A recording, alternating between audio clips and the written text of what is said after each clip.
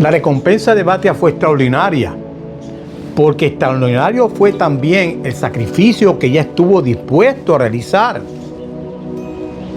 Ella no estaba ignorando el decreto de cualquier persona.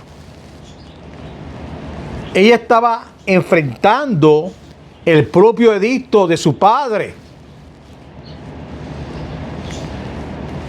Era el faraón de Egipto. Y Batia comprendía perfectamente que aquel decreto contra los niños hebreos no provenía simplemente de una decisión política, sino del odio profundo contra los Bene Israel. Y sin embargo, y aún sabiendo el peligro que ella corría, decidió salvar la vida de Moshe y criarlo dentro de la misma casa real. Y con esa acción, ella puso en riesgo su posición, su seguridad y hasta su propia vida.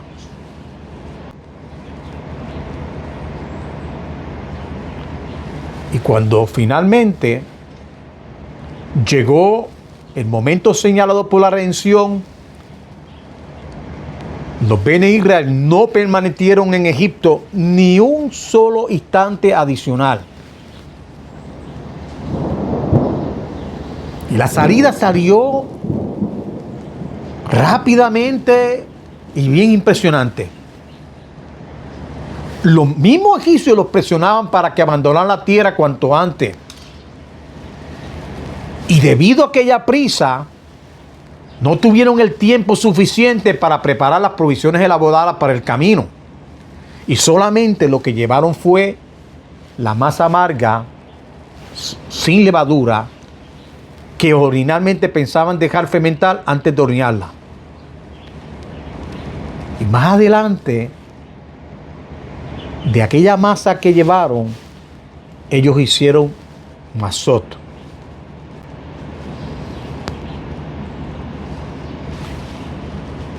Y ocurrió un milagro extraordinario que relatan nuestros sabios.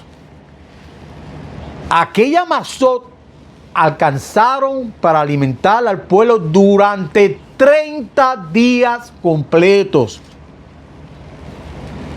Hasta el momento que comenzó a descender el maná, que fue el 16 del mes de Iyar. Además, los Bene Israel envolvieron el resto de la comida de Pesá. Ellos lo envolvieron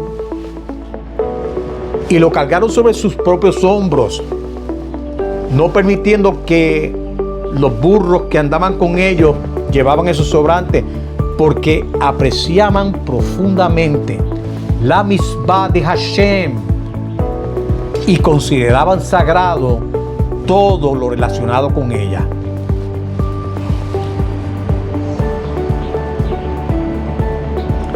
Ahora, vamos a pensar por un momento en la dimensión de aquella emuná. Los Bene Israel estaban entrando a un desierto que era bien enorme, y sin ellos pensar cómo ellos iban a sobrevivir. Ellos no tenían reservas suficientes, no tenían campos sembrados, no tenían ciudades preparadas que estuvieran esperándolos a ellos. Y aún así, las mujeres y los niños siguieron a Moshe con una emuná absoluta, confiando plenamente en que Hashem proveería todo lo necesario para ellos. La bondad de Hashem también se manifestó en un tiempo escogido para esa salida. Esa salida ocurrió en el mes de Nisan. Y como ustedes saben, Nisan es una temporada de un clima muy agradable y benigno. Y no los permitió salir durante el frío intenso ni tampoco les permitió salir durante tiempos difíciles. E incluso en los detalles del ambiente, Hashem mostró su misericordia hacia su pueblo.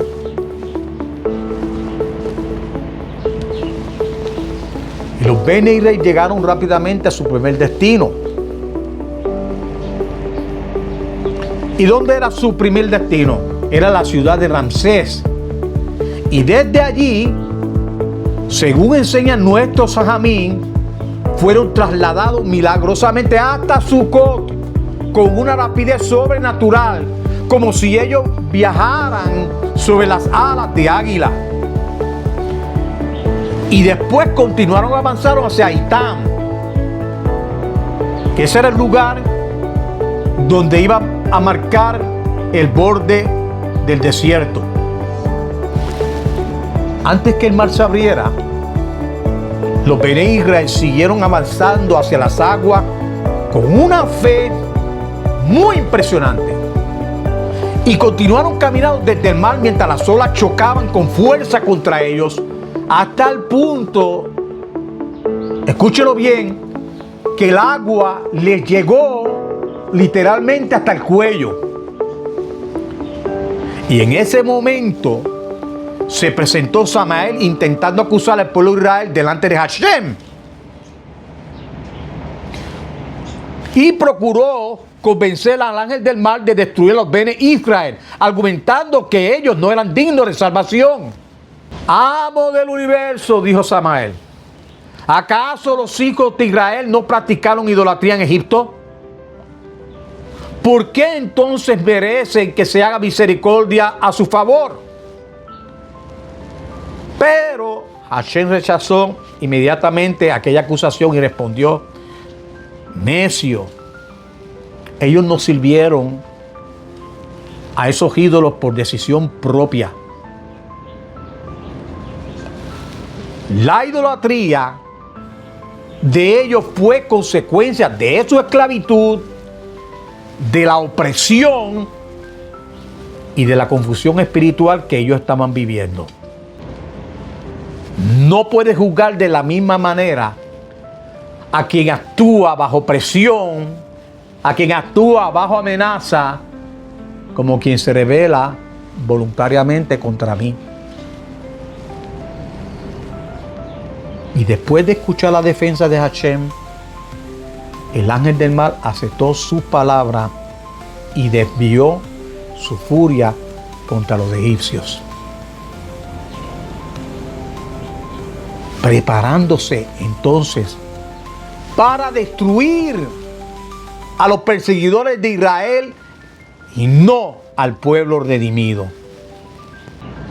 Moisés extendió su mano sobre las aguas agitadas y proclamó: en el nombre de Hashem, en el nombre de Hashem, ábrete. Sin embargo, el mar todavía no lo obedecía. Las aguas no querían alterar el límite que había sido establecido desde los 6 días de la creación. Entonces, Hashem le indicó a Moisés que levantara el bastón con autoridad.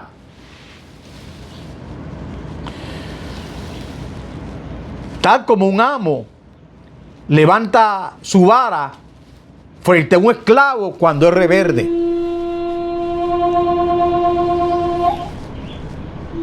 Pero aún así, las olas continuaban elevándose y el mar seguía sin partirse. Entonces, cuando la Shekinah de Hashem se manifestó sobre el mar, en ese instante las aguas finalmente se abrieron. Y Moshe expresó la palabra de Teilín: Malekah Hayam Kitenus. ¿Qué tienes, oh mar, para que huyas? Y la respuesta fue: Milifnei Adon Juli Aretz. Me retiraré solamente ante la presencia del amo del universo.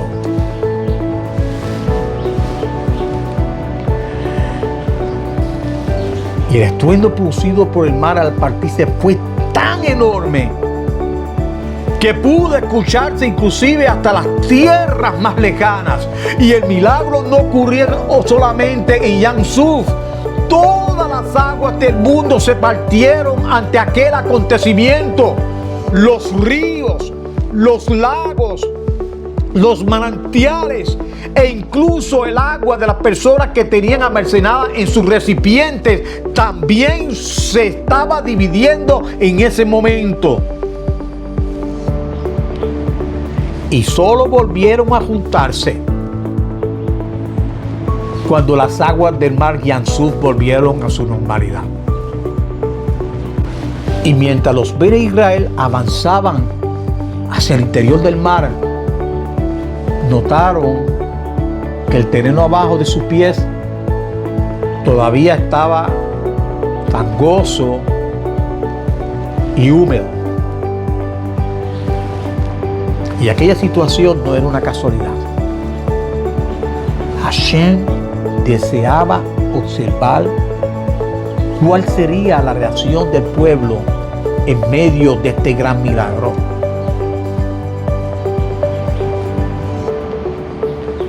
Algunos integrantes de la tribu de Rubén comentaron a los miembros del Shebatín, es decir, de la tribu de Simón: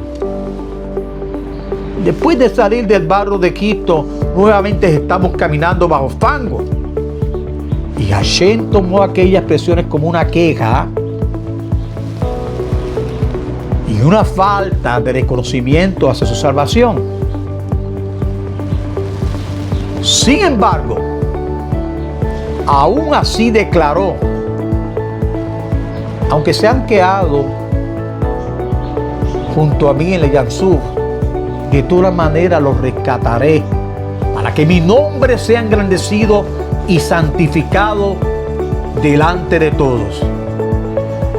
Y en su misericordia, Hashem hizo que el suelo dejara de ser lodoso y se volvió seco y firme, de tal manera que los Bene Israel pudieran continuar avanzando con seguridad.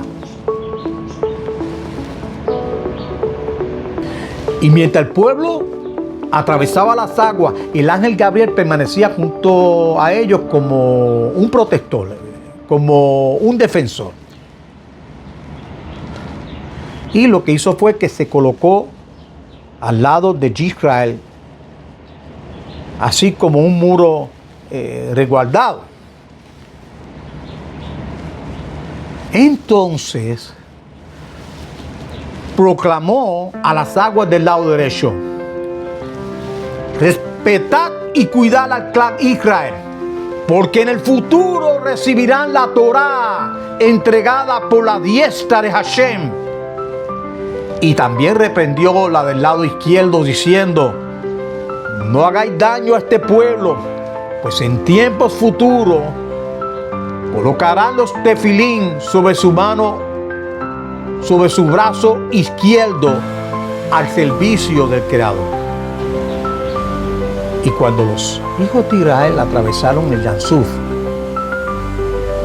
Hashem manifestó grandes maravillas delante de ellos. Nuestros sabios enseñan que ocurrieron 10 extraordinarios milagros para proteger y fortalecer al pueblo durante el cruce del mar.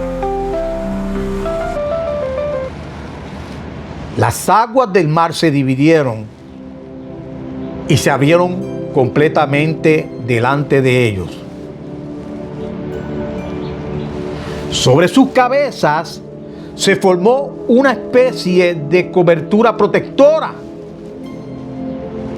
como un techo levantado por las mismas aguas. El mar se dividió en 12 senderos. 1, 2, 3, 4. En 12 senderos. correspondiendo a cada una de las tribus para que pasaran por ella. El terreno donde caminaron los Bene Israel quedó totalmente seco y firme. En cambio, debajo de los egipcios, el suelo se volvió fangoso y pesado. Y esto ocurrió como castigo medida por medida. Es decir, Midat Keneget Midat. Porque ellos habían obligado a Israel a trabajar duramente con barro y arcilla durante la esclavitud en Egipto.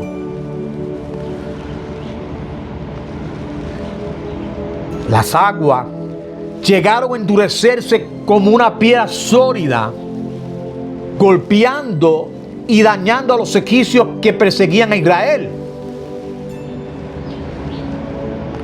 Las paredes, formadas por las aguas congeladas, aparecían como estructuras hermosas y decoradas, semejantes a los mosaicos, bien pero bien resplandecientes.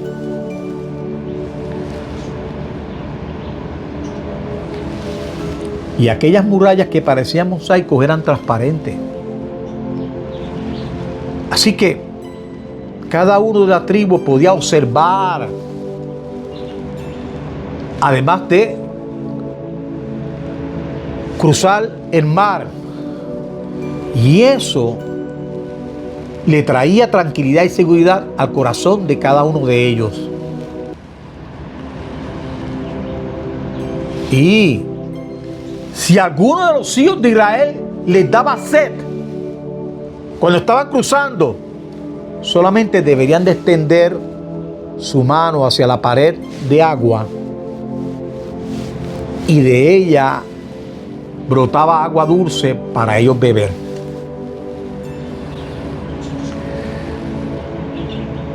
Y escuche esto que es tremendo. Tan pronto cuando ellos bebían el agua, la pared se volvía sólida de nuevo, como un mosaico. Cuando el ejército egipcio entró persiguiendo a los Bene Israel dentro del cauce del mar, todos avanzaron detrás de ellos hasta quedar completamente dentro del Yam Suf. Y en ese momento, Hashem ordenó a Moisés que extendiera nuevamente su mano para que las aguas regresaran a su lugar y que de esa manera los egipcios fueran destruidos. Sin embargo, el zar de Egipto se presentó delante de Hashem y suplicó diciendo: Señor del universo, amo del universo, tú creaste al mundo con misericordia. Ten compasión de Egipto y perdona a los egipcios. Entonces, Hashem dispuso que los zarín de las naciones formaran un tribunal celestial para juzgar si Egipto merecía ser destruido o no. Y Hashem declaró delante de los ángeles: cuando mis hijos descendieron a Egipto, no era su intención establecerse allí permanentemente, sino ellos habitaron un tiempo limitado. Pero Faraón se levantó contra ellos y los esclavizó.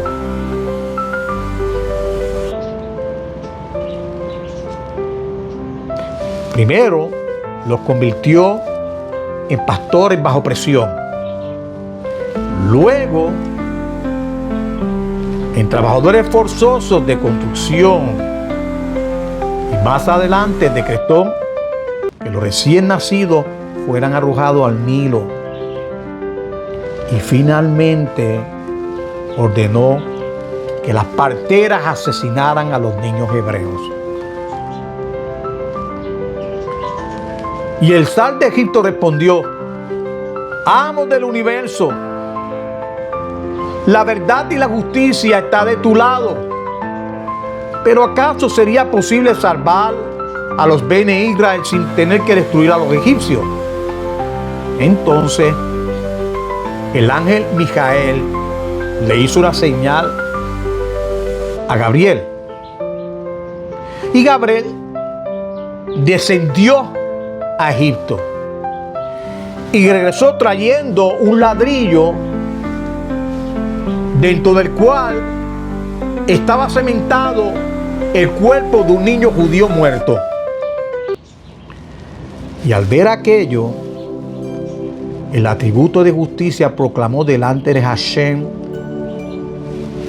debe ejecutarse juicio sobre Egipto, porque son culpables. Es importante que ustedes entiendan que los egipcios fueron destruidos debido a 7 grandes pecados: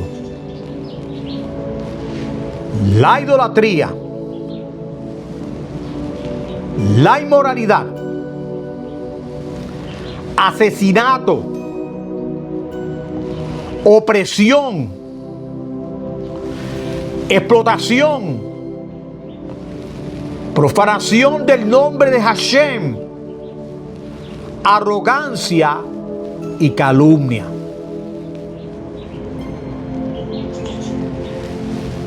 El mismo mar que había sido abierto para permitir que los Bene Israel caminaran sobre tierra seca, regresó ahora con toda su fuerza a su cauce original.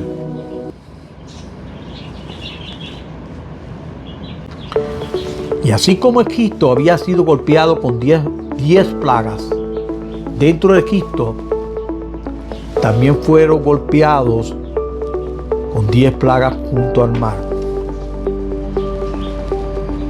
Y aunque ya había amanecido, el campamento egipcio permanecía en oscuridad, porque la nube situada detrás de los Bene Israel cubría a todos los egipcios con tinieblas. Además, aquella nube transformó el suelo debajo de ellos en barro y arcilla.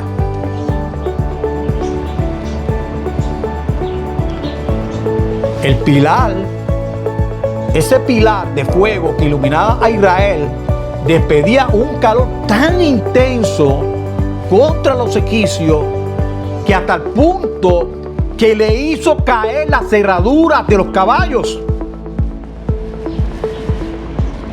Y ese mismo calor que quemó las ruedas de las carrozas, sin embargo, las carrozas así seguían arrastradas hacia el interior del mar por una fuerza divina.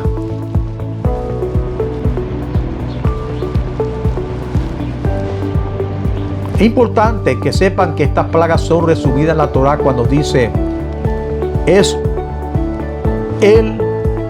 los condujo de una manera inflexible. Shemot 14:25.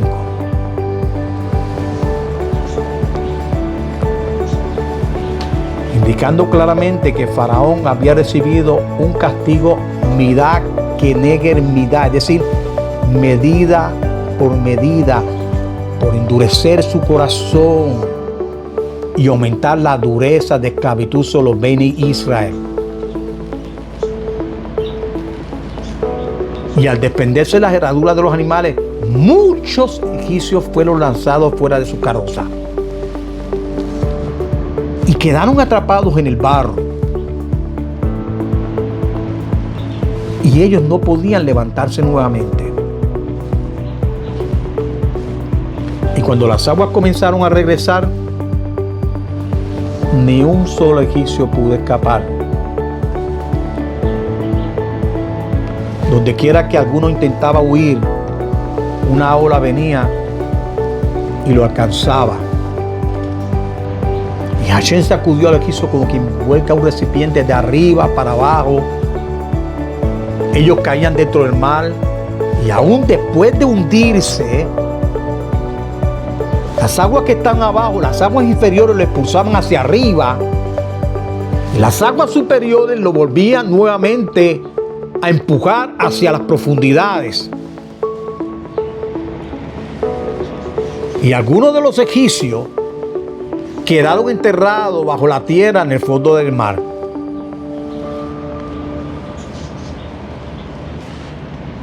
Otros descendieron rápidamente como plomo a las aguas. ¡Pum! Y esta fue la muerte rápida y la más misericordiosa que fue reservada para los mejores entre ellos. Pero los más perversos eran agitados violentamente en el mar y sufrían una muerte bien lenta y bien dolorosa. Y finalmente,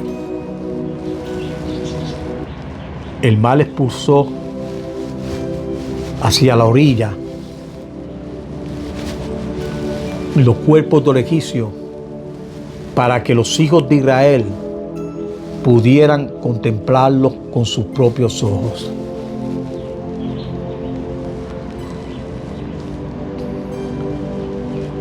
¿Y qué ocurrió con el mismo Faraón? Existe una opinión que enseña que mientras todo el ejército perecía, Faraón permaneció con vida con el fin de presenciar el júbilo y la salvación de los Bene Israel. Y que más adelante él también murió ahogado. Pero hay otra opinión. Y esta sostiene que Faraón sobrevivió, pero que nunca regresó a Egipto. Faraón vivió desterrado para proclamar por todas partes del mundo la grandeza de Hashem. Y surge una pregunta entre ustedes. ¿Qué los cuerpos de los egipcios fueron llevados hasta la playa?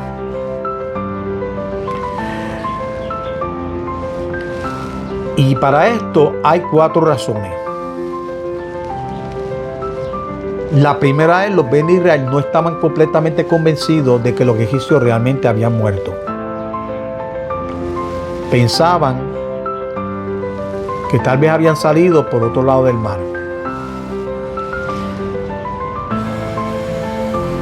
La segunda razón es que aunque Hashem consideró esta duda como una falta de confianza, aún así él hizo que los cuerpos aparecieran ante ellos para que vieran la claridad de lo sucedido. Otra razón es que los egipcios que estaban agonizando, ellos pudieran contemplar que los Bene Israel no habían perecido en el Yam Suf. Y una cuarta razón es que los cuerpos fueron llevados a la orilla para que Israel pudiera ver y tomar todos los despojos que ellos poseían.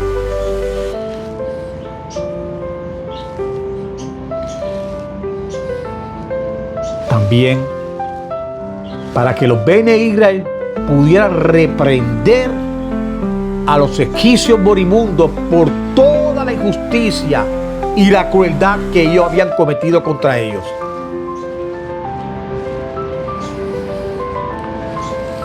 Y después de contemplar este inmenso milagro de la partición del Yam Suf y ver sus opresores muertos delante de ellos, los Bene Israel quedaron llenos de un temor reverente hacia Hashem y fortalecidos en emuná, tanto en Hashem como en Moshe Rabbeinu.